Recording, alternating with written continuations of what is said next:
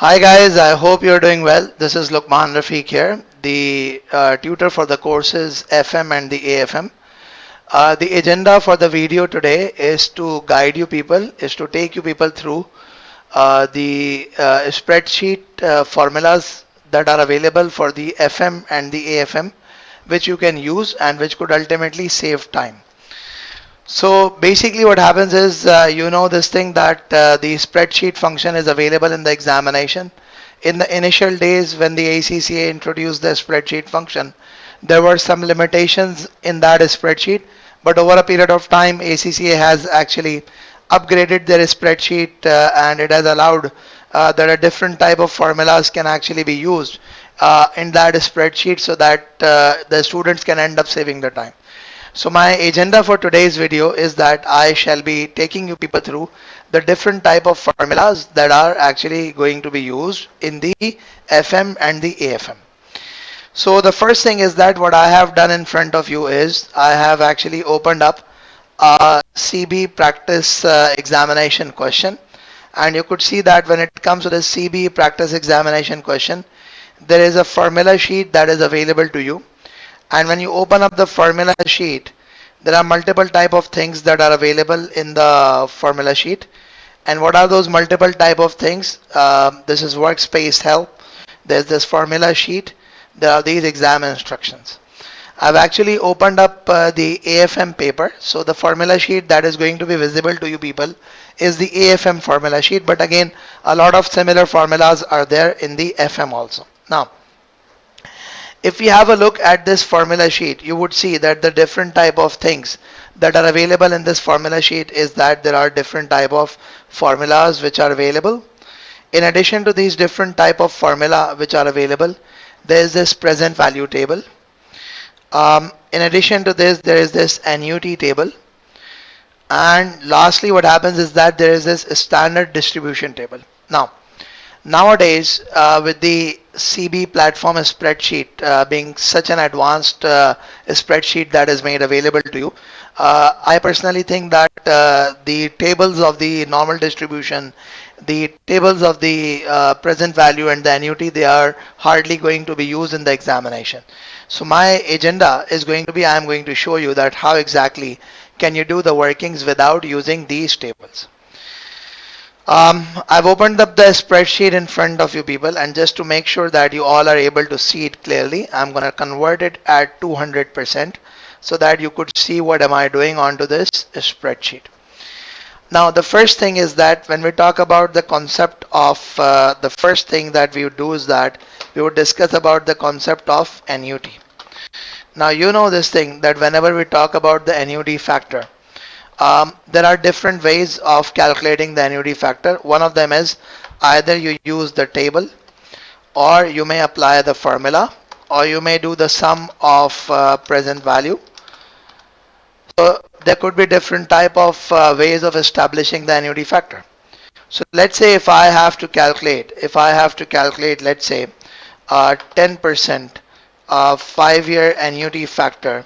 So how am I going to do it? One of the ways of doing it is I can actually go to the table, which is the formula sheet which is available, and I could say that this is 10% and I want a 5-year value. So I could just pick out this value which is 3.791. I could just pick out this value which is 3.791. So one of the ways is that I could simply go to the table and I could just copy the value 3.791, so I end up getting this 3.791 as a value. Now that's one approach that I can use. What's the second approach that I'm going to use? The other approach is I could use the formula, and the formula is basically 1 minus 1.1, and this is going to be power minus 5. And what you're going to do is that you're going to put this whole value into the bracket and you're going to divide it by 0.1. So that's actually one of the ways of doing it, which is you input the whole of the annuity factor formula. And you know this thing that when we actually come across these type of values, so the value that comes in is indefinite number of decimal places. So what we do is that we fix it up like this. Now, if I want this formula, if I want this number to be written as three decimal place, so what I need to do is that I need to go to this format cells. I need to say 0.000 and I would apply. So it's actually going to be converted into this. Now what I could do is that I could just do this, copy the format, and I could just click on it, and I could go on to this edit. I could say paste a special, and I could say that copy the formats into here, and it could be like this. So if I say 1 upon 1.1, it's gonna be appearing into the three decimal places, because what I did was I actually copied the formula. Now there is this another way of calculating the annuity, and that is the use of sum of present value. Now what is this sum of present value? A lot of people would actually do the annuity like this. They would say we have got year, and we have got the discount factor. We've got 1, 2, 3, 4, and 5. Should say 1.1 power minus this value. If I say that I want this formula or this format to be copied in here, what I would simply do is that I would simply format the whole of it like this. So a lot of people, what they would do is that to calculate the annuity, they would do it like this. They would say that it's actually 1.1, which is 1 plus r power minus n. Now what they would do is that they would copy this, and they would actually go in here and they would paste it here. So ultimately the formula is being pasted. And what you could do is that you could end up getting the annuity factor like this, which is it's going to be the sum of the present value factor. And when it's actually going to be the sum of present value factor, it's going to be the sum of all this. So you will end up getting this annuity factor. So as I repeat, there is also this another way of doing it, which is the sum of present value factor. That's another way of doing it. Now, all of these are actually time taking approach, and what I could guide you is that there is a shortcut way of establishing the annuity. You don't even have to open the formula sheet. You don't have to open up you don't have to go on to calculation, the sum of PVs, nothing. So what's the easiest way of establishing the annuity? Let me just guide you. So you could just say annuity function. Annuity function is going to be like this, equals to minus sign, then you would say present value, you would say bracket open, you would say 5 year, you would say this 10% because you wanted it for 10 years, comma for 5 years because we want it for 5 years annuity factor, and then you could say 1 because I'm actually saying that it's actually the value for 1. So when you click it like this, you would ultimately end up getting what? You would ultimately end up getting this specific value for this annuity, which is simply 3.791. So I repeat, you could just see the formula. It's the present, it's equals to minus sign, and then PV, which is for the present value, bracket open, the discount rate at which you are calculating annuity, then comma, the number of years for which you are calculating annuity, and then comma, and then you put in the value 1. So you would end up getting the annuity. So basically, this is one of the shortcut ways of establishing the annuity. Now let's move a bit forward, and let's talk about the other aspect, which is now the calculation of net present value. Now, how do we actually go about calculating the net present value? Generally speaking, what we would do is that we would say time period 0, 1, 2, 3, 4. Let's say it's time period 0, 1, 2, 3, 4. What we would do is that we would say discount factor at the rate of 10%, let's say. And if I say that it's 1.1, sorry, it's actually going to be the cash flows.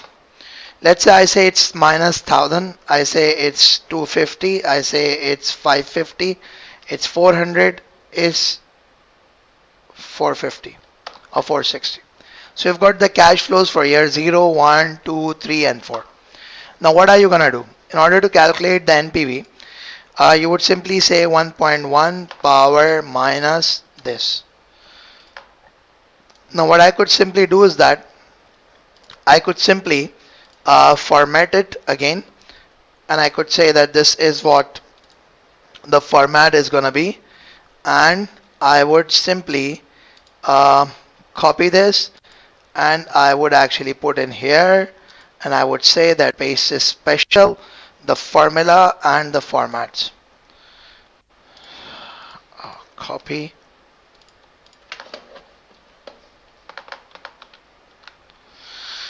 So what would happen is that control C, control V.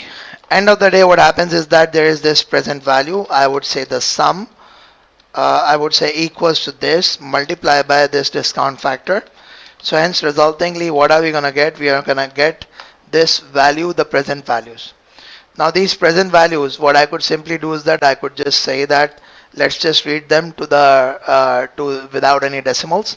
And if I need to calculate the NPV, all that I need to do is that I need to calculate the sum of all this. So I would end up getting the NPV.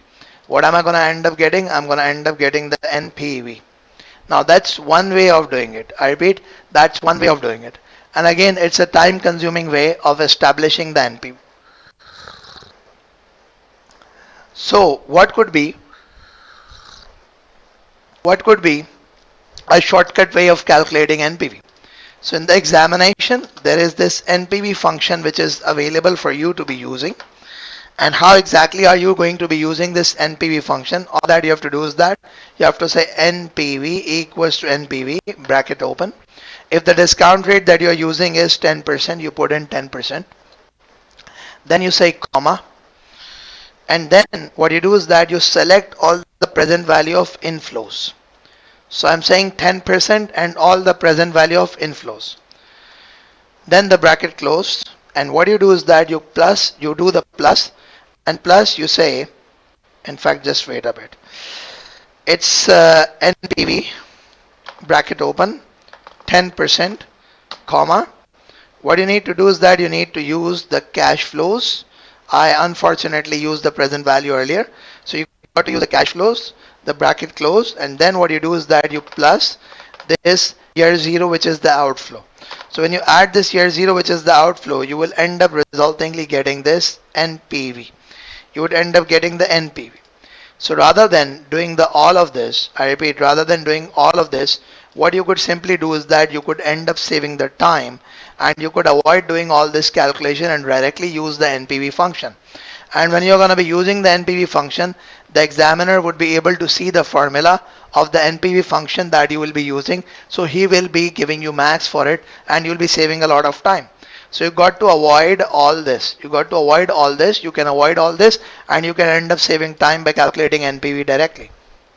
Now, at times what happens is that, let me just give you another example. We have got another aspect, which is to calculate the IRR. What I'm going to do is that I'm going to pick up this cash flows, and I would say that if I have to calculate the IRR, how do we calculate the IRR generally? We say discount factor at, let's say, 10%. So we would say 1.1 power minus this, and then we're going to copy and we're going to paste it all here. Then we will have the present value.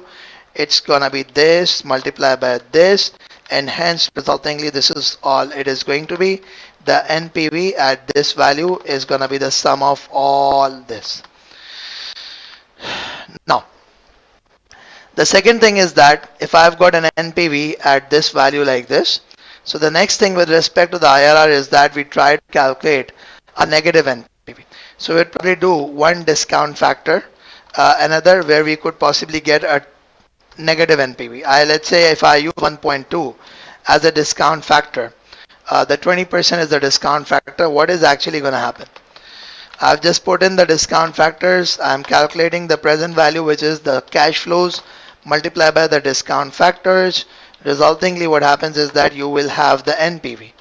The NPV over here is going to be like this. Hence, what happens is that you end up getting what? You end up getting 43.6 as an NPV. Now, the calculations that I have done, I've ended up getting two positive NPVs.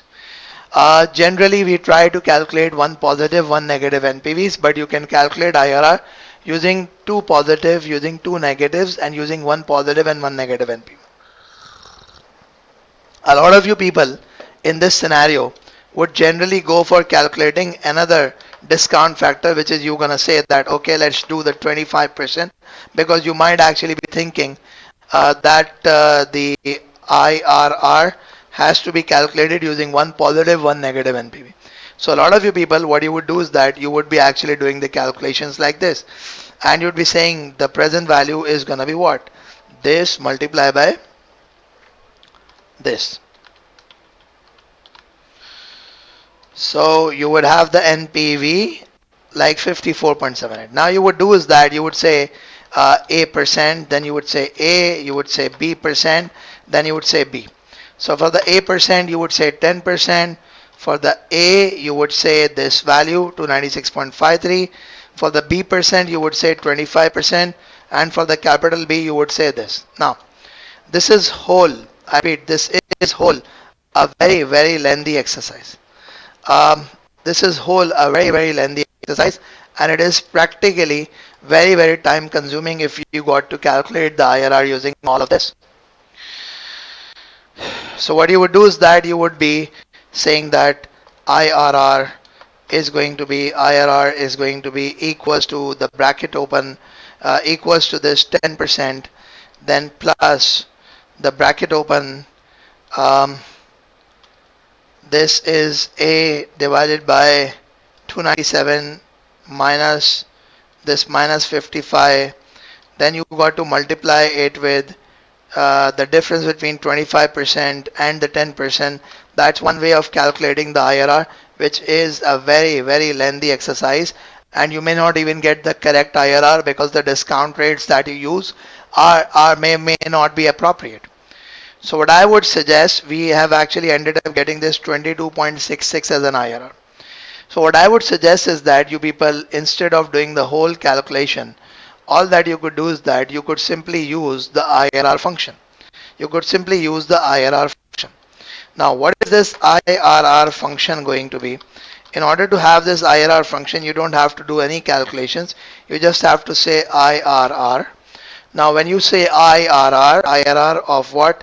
Let's say you've got you select all the cash flows in here, the positives and the negatives, all the cash flows, and then you say comma and put in any discount rate of your choice. Let's say you put in 10%.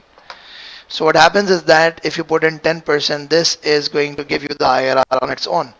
You could end up saving a hell lot of time actually calculating the IRR using this specific formula, using this specific method.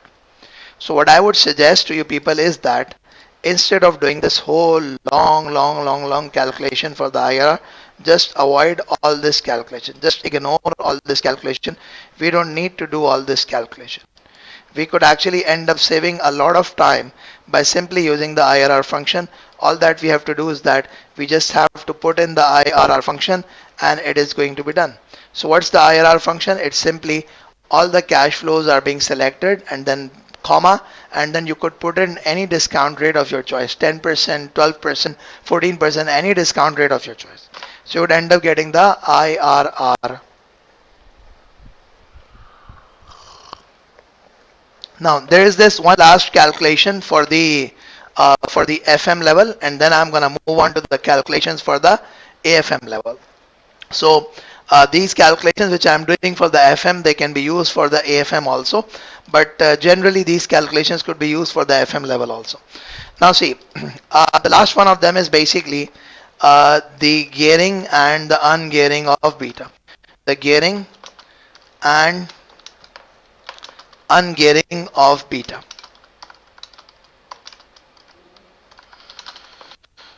So what happens is that when we say the asset beta is actually an ungeared beta, the equity beta is a geared beta. The equity beta is a geared beta. Now what actually happens is that if I could just open up the formula sheet and if I could just take you people through to this formula of the asset beta, let's just have a look at this. It's the BA, which is the asset beta, plus VE, which is the value of equity, divided by VE plus VD1 minus T, and then multiply by the equity beta plus whatever this whole function is. And you might actually have an idea that this whole function pertaining to the debt beta, we assume it to have a value of 0 both at the financial management FM and the AFM level. In both of the cases, this is assumed to have a value of 0. Now, so resultingly, we are left with only this specific formula, which is asset beta is equivalent to equity beta divided by market value of equity plus market value of debt multiplied by 1 minus t multiplied by the equity beta. Now let me just give you a bit of a guidance that how exactly are you going to do the calculations, how exactly do we actually re-gear the beta and things like that. So one thing is that let's say let's say the existing situation of the entity is that the debt uh, uh, or you could say that the existing situation is that uh, the gearing is, let's say, 40%.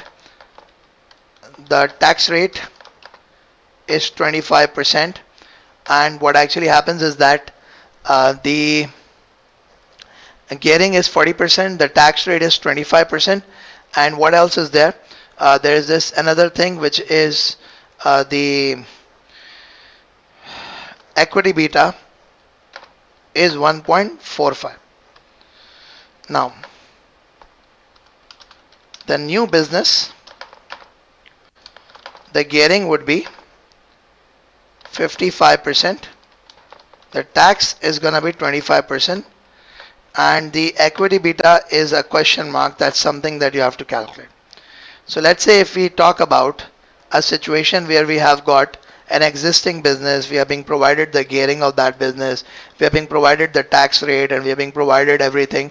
So how do we go about it? The first thing that we're going to try to do is that we're going to try to calculate asset beta here. We're going to try to calculate asset beta here, and then we would re-gear that asset beta to calculate equity beta. Now, if you could just look at the formula, you would see that the asset beta is equivalent to equity divided by equity plus debt 1 minus t multiplied by market value of equity.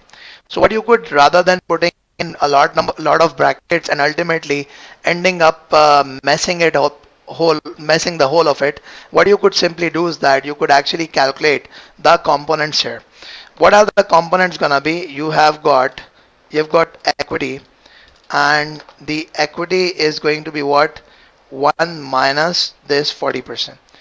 You have got the debt 1 minus t is what you need. So you have got this is going to be bracket open this multiply by 1 minus this 25%. So what you could do is that d1 minus t is gonna be 0.3. So if I could say that e plus d1 minus t, what is gonna be the value of this whole? You could just sum up the both of them, and you could have the value of e plus d1 minus t. Now, if you got to calculate the asset beta, all the formula that you have to do is that the market value of equity divided by market value of equity plus debt 1 minus t multiplied by the equity beta. So how are we going to do it? We're going to do it in a simplified manner, and we're going to say that the asset beta is equivalent to bracket open the market value of equity divided by the market value of equity plus market value of debt, and then you multiply it with the equity beta of 1.45. So when you do it like this, you will ultimately end up getting what? You would ultimately end up getting the asset beta. I repeat, you would ultimately end up getting the asset beta. What are you ultimately going to end up getting? You're going to end up getting the asset beta. The asset beta is going to be there, right? That's what you get. You get the asset beta. Now, I did not have to put in any specific brackets into it. I just solved the whole equation and I ended up getting this asset beta. Now, if I have to use this asset beta, if I have to gear up this asset beta, so how am I going to do it? How am I going to do it? So let me just give you a bit of a guidance that how exactly am I going to do it. I am again going to calculate the market value of equity, the market value of debt 1 minus t, and then the market value of equity plus debt 1 minus t. I'm just going to do the calculations again. Let's say if I have to calculate equity, it has to be 1 minus 55%. The debt is going to be the bracket open 55 multiplied by 1 minus 25%. So it's 0.4125. The sum of all of this is going to be this. So 0.8625. Now what are we going to do? How are we going to calculate the equity beta? So if we got to calculate the equity beta, you got to understand that in order to calculate equity beta, it's the asset beta multiplied by this whole and then divide by market value of equity. It's the asset beta multiplied by this whole divided by market value of equity. So how are we going to do it? We're going to do it like this. We're going to say the equity beta, is going to be the asset beta multiplied by this whole, and then what happens is that you got to divide this whole with the market value of equity, so you would end up getting the revised equity beta. So what I would suggest you to do is that rather than doing the long calculations and opening up the brackets and all that, you just simplify the things by doing these calculations, these three calculations, and then you can connect it to the formula, so that ultimately you end up getting your desired result. So what have we done? We have discussed that how an annuity factor could be calculating using the spreadsheet. We have also calculated how the NPV could be calculated using the NPV function on the spreadsheet. We've also seen how the IRR could be calculated, and we have also seen that how you could actually do the gearing and the ungearing of the betas. So that's all about what I have to discuss with respect to the FM students. And now what I'm going to do is that I'm going to move on to discuss few things for the AFM students in addition to these techniques which have been discussed already.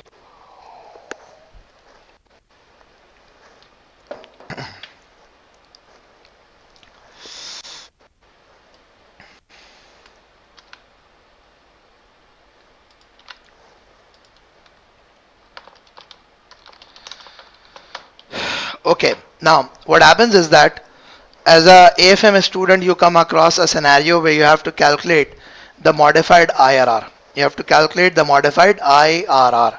So MIRR, the modified internal rate of return. How exactly are you going to do that modified internal rate of return? Let me just give you a bit of an idea that how the modified internal rate of return is calculated. So for you to be able to calculate modified internal rate of return, generally what we have is we have got a formula in the formula sheet, which is the present value of return phase divided by present value of investment phase, power 1 upon n, multiply by 1 upon the reinvestment rate minus 1, things like that. Now in the examination, what you could do is that you could simply use the MIRR function. How exactly are you going to be using the MIRR function? Let's have a discussion about it. So in order to calculate the MIRR function, what you need to do is that all that you have to say is that you got to say MIRR, then the bracket open, and then you got to select all the cash flows, bracket. So whatever the rate of return that is available, let's say if I say 10%, let's say I say 15%, and if let's say the reinvestment rate is also 15%, I could just say this and this. Resultingly, I could directly end up getting the MIRR. So examiner is allowing you to use these functions, and you could simply end up using these functions. They are going to be helpful for you. So MIRR, all that you have to do is that I am just going to open up the formula. All that I did was I wrote down MIRR, bracket open, all the cash flows are being selected, then there is a comma, then there are these rates, which is one of them is a discount rate and one of them is the reinvestment rate. You put in those rates and you end up getting the MIRR. Now let's move a bit forward and let's discuss a few more things. So we have got the Black-Scholes option pricing model. Now with respect to Black-Scholes option pricing model, let me just give you an idea that for those of you who will be attempting the paper in September, there is a change that is taking place. And what is that change taking place? The examiner is making things easy for you.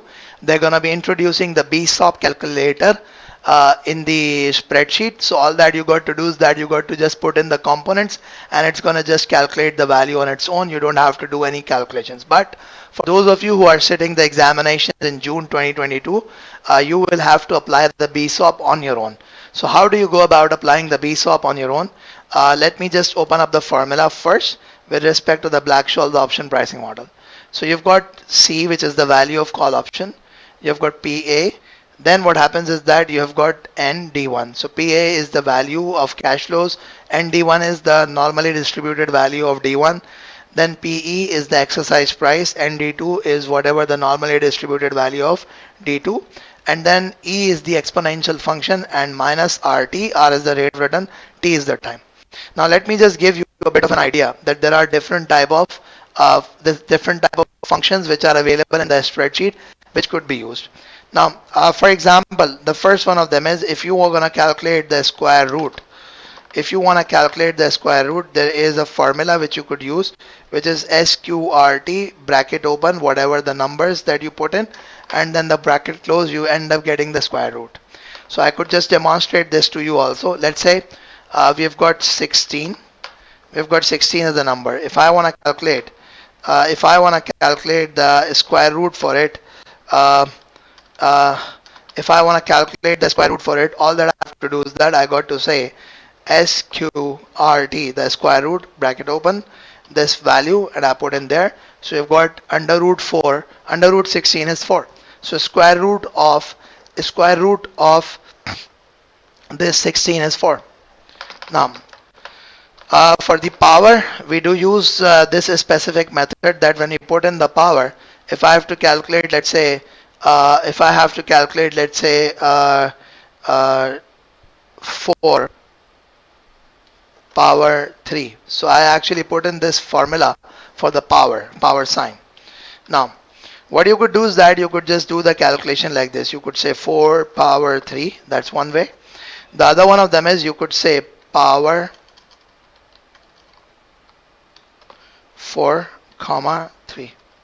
You end up getting the same value. So what you could do is that you could just open up and say power 4 comma 3. So you will end up getting 4 power 3. Now there is another function which is basically the exponential function. So when we have got the exponential function, all that you have to use is that you have to use the formula exp, and whatever the number that's there, just put in there. So it says that exp, whatever the number, you got to put in there.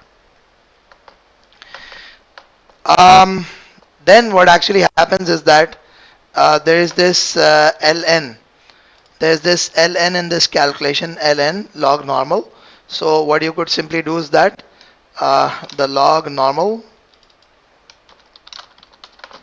you could simply use ln bracket open the numbers. So you can end up getting the ln.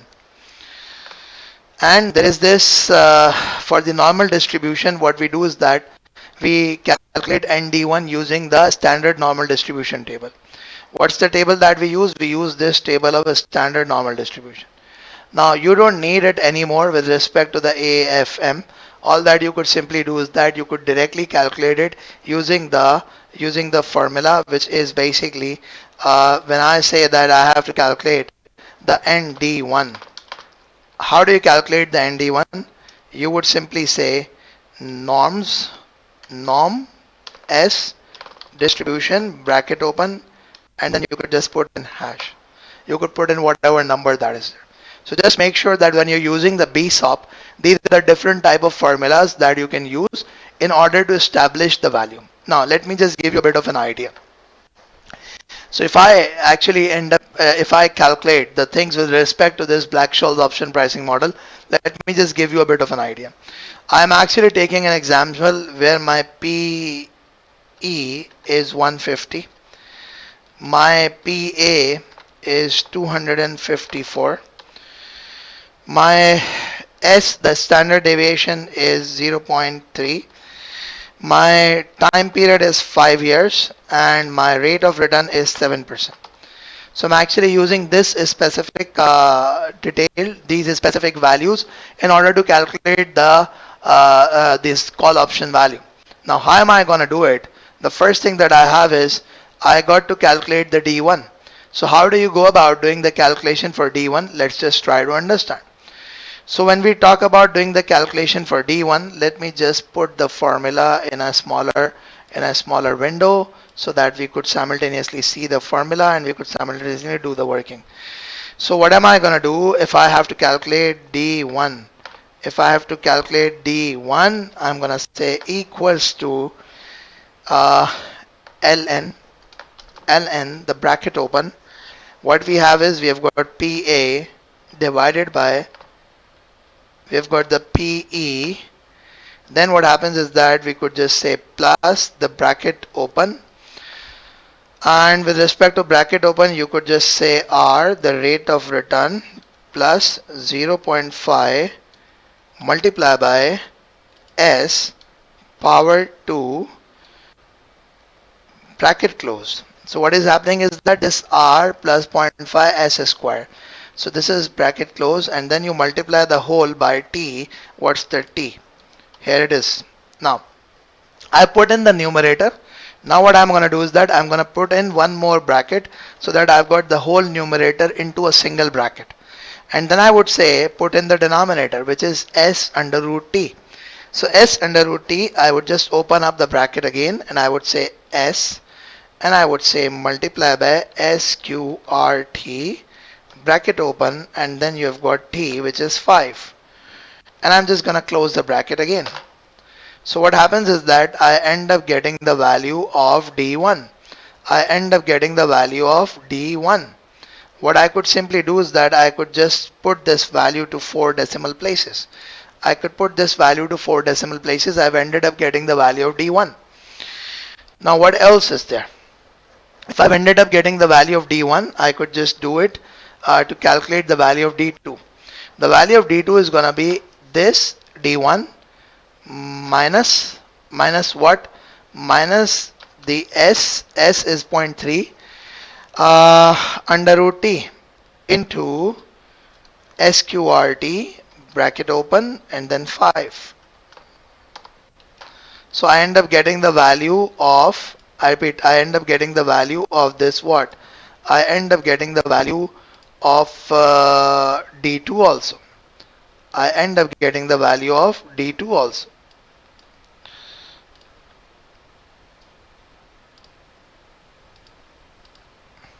So 0.9715 is what I have got. Now I've got D1, I've got D2. What do I need to do? I need PA and D1, PA and D2.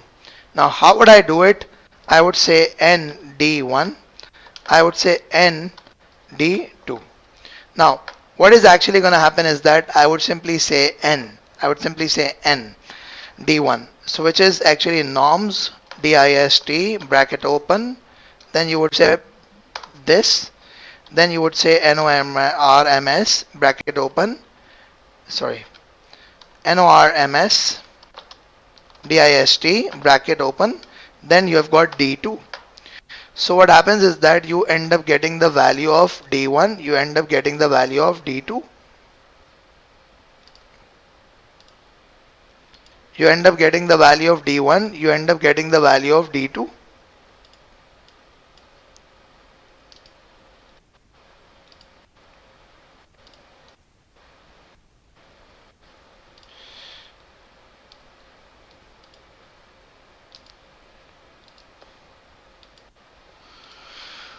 Right, now what else is left? The next thing that we are left with is that we have to calculate the value of call option. So how do we go about calculating the value of call option? We have got this formula. All that we are going to do is that we are going to put in this formula here, E equals to PA. So I just open up the bracket. I would say PA and D1.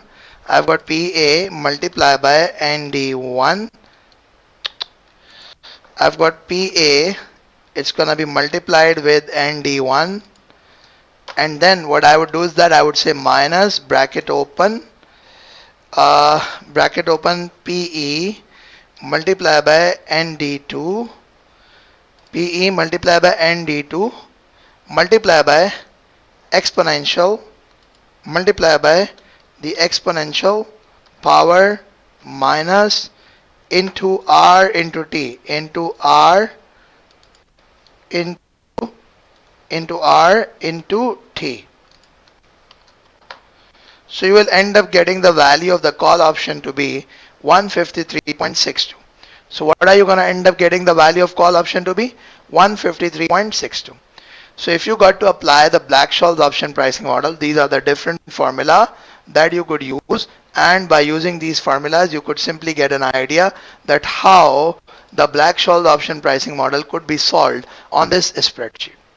So basically I've discussed the different type of formulas with you, and I hope that you would have enjoyed learning these formulas. And for those of you who actually already knew them, so it's a good revision for you. So wish you all the best with your preparations for the examination, and just practice these formulas once or twice before you go into the examination. They're surely gonna save a lot of time for you people, and would help you solve the questions with a more accuracy. Thank you very much. Take care.